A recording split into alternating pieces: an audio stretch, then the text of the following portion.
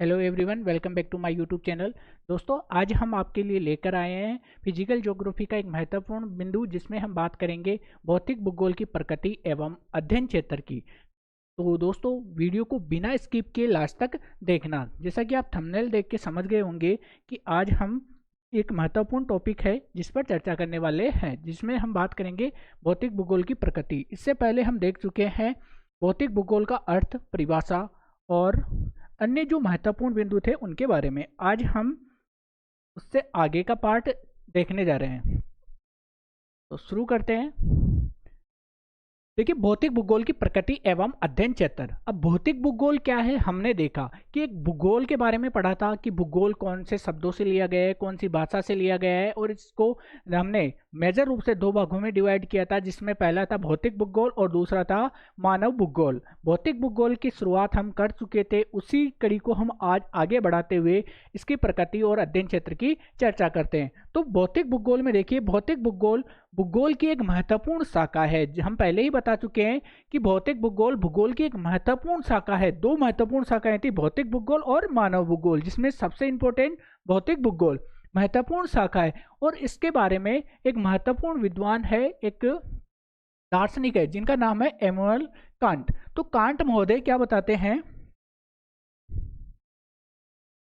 Can't महोदय कहते हैं, देखिए, यह भूगोल ही नहीं अपितु विश्व के ज्ञान का प्रथम भाग माना गया है। इमैनुअल कांट के अनुसार क्या भूगोल ही मतलब एक सामान्य भूगोल ही नहीं है, बल्कि विश्व के ज्ञान का प्रथम भाग माना गया है। कि संपूर्ण विश्व के बारे में अगर हमें जानकारी लेनी है, अध्ययन करना है, ज्ञान प्राप्त करना है, तो उससे पहले हमें भौतिक भूगोल का अध्ययन करना होगा। क्यों? क्योंकि किसी भी स्थान की लोकेशन, वहाँ की जलवायु, वहाँ की वनस्पति, जनसंख्या आदि का अध्ययन हम भूगोल के अंतर्गत करते हैं। तो किसी भी देश के बारे में जानने के लिए हमें सबसे पहले वहाँ के भौतिक ज्ञान के बारे में जानकारी होना अनिवार्य है, तथा विश्व के वस्तु बोध को समझने के लिए उसके आरंभिक ज्ञान की महत्ता को स्वीकार किया है। कांट महोदय कहते हैं कि फिजिकल ज्योग्राफी का आरंभिक ज्ञान हमें होना अनिवार्य है, अन्यथा हम किसी भी देश के बारे में अच्छे से अध्ययन नहीं कर सकते। नेक्स्ट है भूगोल के किसी भी शाखा के अध्ययन में भौतिक भूगोल का आरंभिक ज्ञान आवश्यक है। यानी कि हम भूगोल की अनेक शाखाएं आगे हम पढ़ेंगे। भूगोल की अनेक शाखाएं, जिसमें हम बात करेंगे मानव भूगोल है, संसाधन भूगोल है, जलवायु विज्ञान है, इसके साथ साथ मृदा भूगोल, वनस्पति भूगोल, सैन्य भूगोल, आर्थिक भूगोल, राजनैतिक भूगोल। तो सभी के बारे में अध्ययन करना, जब हम अध्ययन करते हैं तो उससे पहले हमें वहाँ के भौतिक नॉलेज या भौतिक ज्ञान की जानकारी होना अनिवार्य माना गया है। तो दो बिंदु अपने हो चुके हैं। थर्ड देखते हैं, पृथ्वी का कोई भी घटक भौतिक वातावरण से अप्रभावित नहीं है। यानी कि पृथ्वी के ऊपर जितने भी घटक हैं या प्राकृतिक या फिर कृत्रिम जो भी उच्चावच है, उन पर भौतिक भूगोल का प्रभाव स्पष्ट रूप से देखने को मिलता है। नेक्स्ट हम बात करें, मानव का प्रत्येक क्रियाकलाप भौतिक वातावरण से प्रभावित होता है। मानव कोई भी क्रिया करे या क्रियाकलाप करे, एक्टिविटीज करे, तो उस पर भौतिक वातावरण का प्रभाव स्पष्ट रूप से देखने को मिलता है। जैसे हम एक उदाहरण लेते हैं, जब हम घर बनाते हैं तो घर किस प्रकार से बनाते हैं? जब हमारे क्षेत्र की जो जलवायु है, उस जलवायु को मद्देनजर रखते हुए, जैसे कि बर्फीले क्षेत्र होते हैं तो उसमें घर बनाते हैं, तो ऊपर की जो शेप होती है वो कैसी होती है, समझने की कोशिश करना। देखिए, जो बर्फीले क्षेत्र होते हैं अर्थात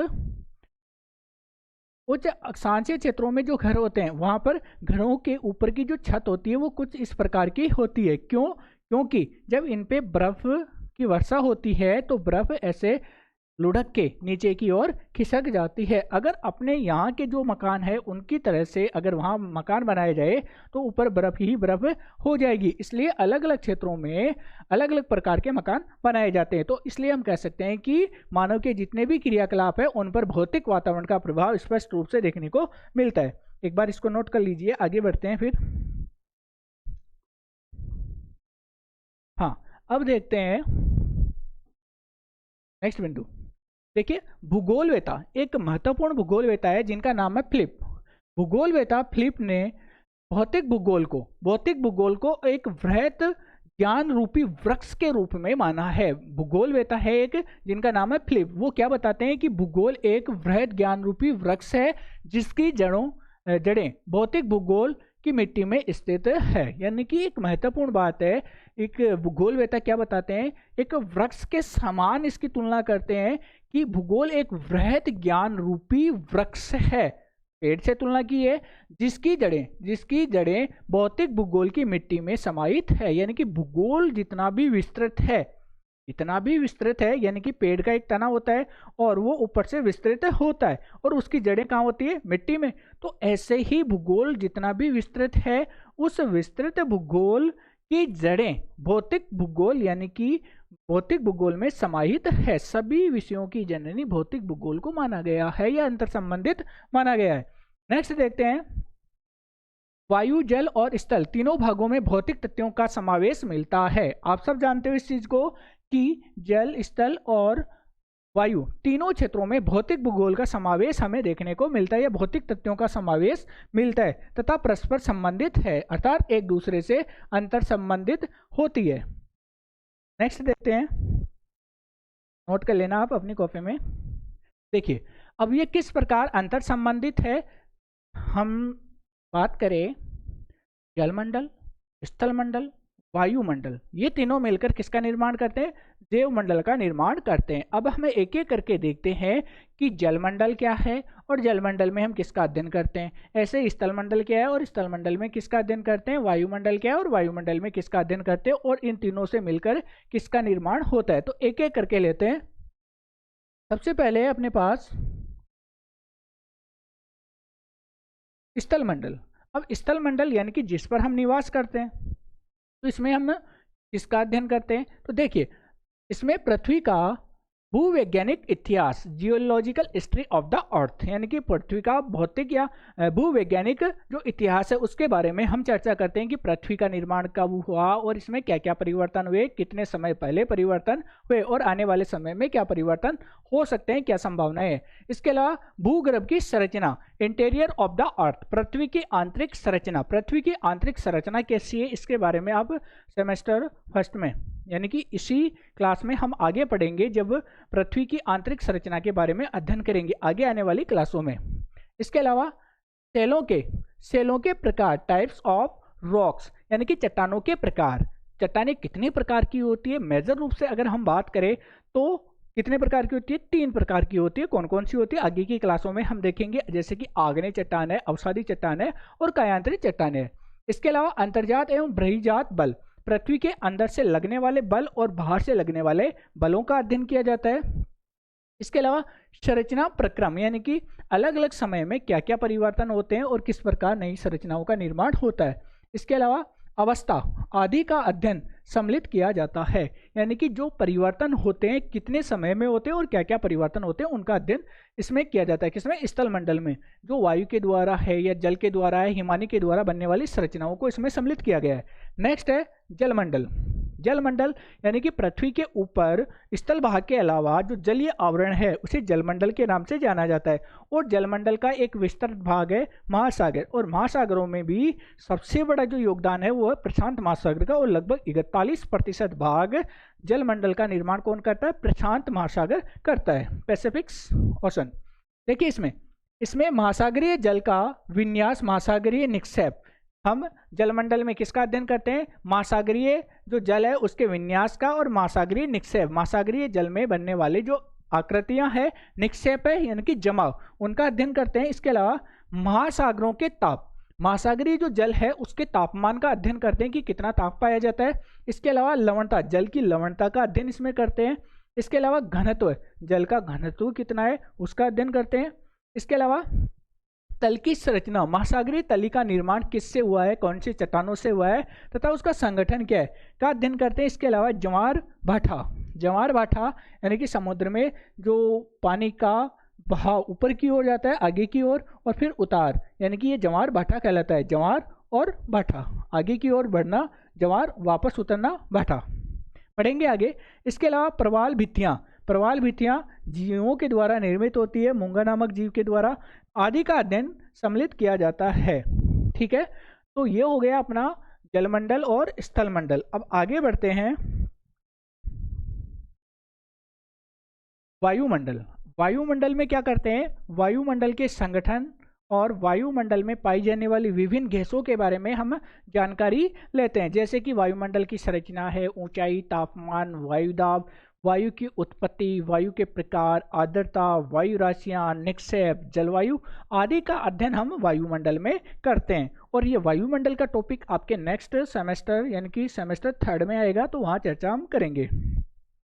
नेक्स्ट है जीवमंडल। अब जीवमंडल क्या है? जलमंडल, स्थलमंडल और वायुमंडल से निर्मित होने वाला एक नया मंडल है, जिसमें हम वनस्पति, वन्य जीव, प्राणी, मानव आदि का अध्ययन करते हैं। देखिए, वनस्पति, समस्त जीव जंतु, पारिस्थितिकी आदि का अध्ययन किया जाता है किसमें? जीवमंडल में। ठीक है, तो ये आपके पॉइंट हो गए। अब बढ़ते हैं इसके डायग्राम की ओर। देखिए, हम यहां लेते हैं, दिखाई दे रहा होगा, यानी कि हमने कोशिश की है समझाने के लिए। देखिए, हम इसको मान सकते हैं,